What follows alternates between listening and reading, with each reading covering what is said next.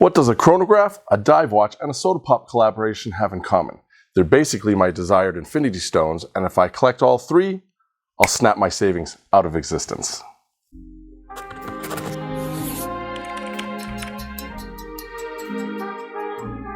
Alright, today I'm talking about the top 3 watches that I need in my life, and honestly, I think you do too. This isn't financial advice, strictly emotional advice. And if I'm going to sit here and daydream about dropping thousands of dollars on watches, I need something to numb that financial trauma. Since my wish list is part Swiss and part Japanese, I thought, why would I not mix a Swiss whiskey with a Japanese one? Now, these bottles aren't top-notch, so I don't feel so bad about committing this international crime. However, whiskey purist out there, somewhere, definitely is feeling a disturbance in the force. Now, before we dive in, if you like what you hear, like and subscribe, and engage with me in the comments. It might seem small, but it makes a huge difference for a new channel just like this. And it really helps the channel grow within the YouTube algorithm. Plus, it helps me let me know if you're enjoying this content, so I can bring you more of what you love. Your support keeps this channel growing, so thank you. All right, let's do this. First up, Breitling Top Time Classic Cars Shelby Cobra. Now, I might have wrist tested this watch at my local AD a few times. Well, pretty much every time I've been in there. They're basically my pit crew now. But come on, this is like horsepower on my wrist.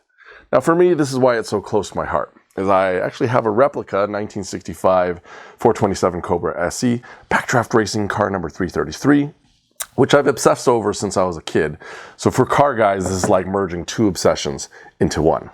It's 41 millimeters on the wrist, so bold enough to make a statement, but not so huge that people think I'm overcompensating for something. Stainless steel, about 13.3 millimeters thick, which is a little thinner than the average chronograph, but its cambered or domed sapphire crystal gives it that vintage vibe and depth, though it does tend to make the watch look a little thicker than it is. Honestly, I wasn't really sure if I preferred a flat crystal. I don't know. It's growing on me, so we'll see. The strap is perfect.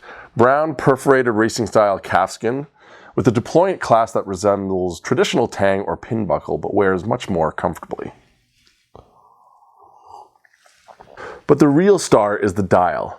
Bright American racing blue, white tachymeter with a punch of red, and retro TV style subdials, and of course the classic Cobra logo at 6 o'clock. Flip it over, give it a spank, and the exhibition caseback also sports the Cobra emblem, with the rotor skeletonized just enough to give a view of the beautiful action, which is just mwah! Although I do think set some blued screws to match the dial would have been next level. Under the hood, dial, we're revving Breitling's premier BO1 movement automatic. 8 beats a second with that smooth sweep, 34 joules, 70 hours of power reserve. In other words, the workhorse under the hood matches the rumble of the car that's paying tribute to. And honestly, nobody talks about Top Time enough. Even I didn't pay much attention until this collab, but IMHO, it's the perfect crossover between a car guy dream and a watch nerd fantasy. I can say IMHO, like in real life, right? I don't think so. It's like saying lol in real life. Right, choice number 2. It's a dive watch, folks. Nothing to see here. You see what I did? Now, full disclosure, this was a tough call. I was originally leaning towards the Omega Seamaster 300M. Love the dial, the hands, the scallop bezel, the whole vibe. When I asked myself if I could only have one, I had to change course. Sorry, Omega fans, don't come at me in the comments, but I know this will ruffle a couple of fins. The 300M bracelet has that butt-ugly 50s grandpa bracelet, and that little escape helium nipple, not for me. Honestly, Omega should give us the real choice, not date or no date, but nipple or no nipple. That's the optionality that we deserve. At least make it an innie. At the end of the day, I've got to lay down the law with the Rolex Submariner. Personally, for me, it has to be the date version, and only because I have already a clean dial Rolex, and at least twice a day I'm always asking myself, what is the date again? The Submariner in classic oyster steel black dial and Cyclops reference 126610LN Yeah, I know it's predictable, but there's a reason it's the most iconic dive watch on the planet. It's basically been on more wrists and in more movies and under more oceans than Elon Musk has kids. First off, the specs. 41 millimeters of 904L oyster steel perfection. 12.5 millimeters thick, solid oyster case that laughs in the face of pressure.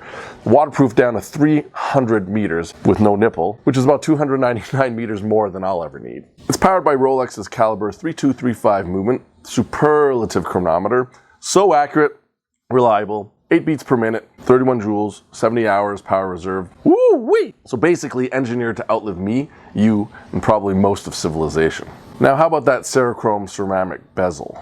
It's scratch resistant, fade proof, and offers 120 satisfying but buttery smooth clicks. It's basically the best fidget toy that money can buy. The Submariner is classic and timeless. It's like the James Bond of watches, literally. Worn by Connery, Moore, Dalton, and even McQueen.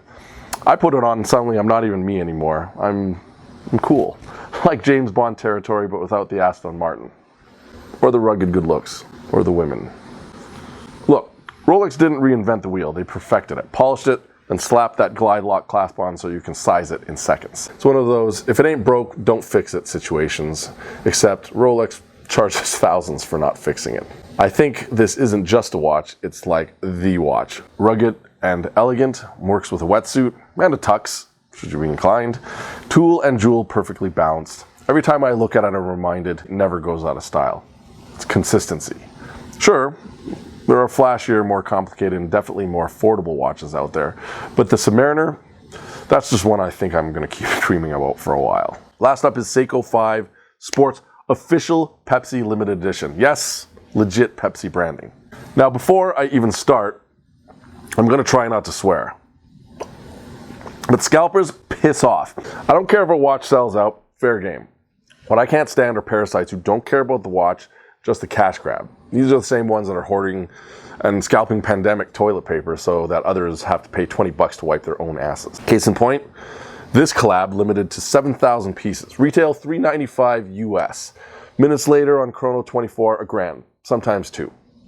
And this is why Rolex plays those gatekeeper games trying to weed out all these D-bags. You're not just flipping off watches, you're flipping off an entire hobby. So do us a favor and stop treating horology like StubHub. Go back to misappropriating Taylor Swift tickets and leave the Seikos to people who actually want to wear them. How can you tell I'm sore about not getting one on retail? Now, this is the SKX series.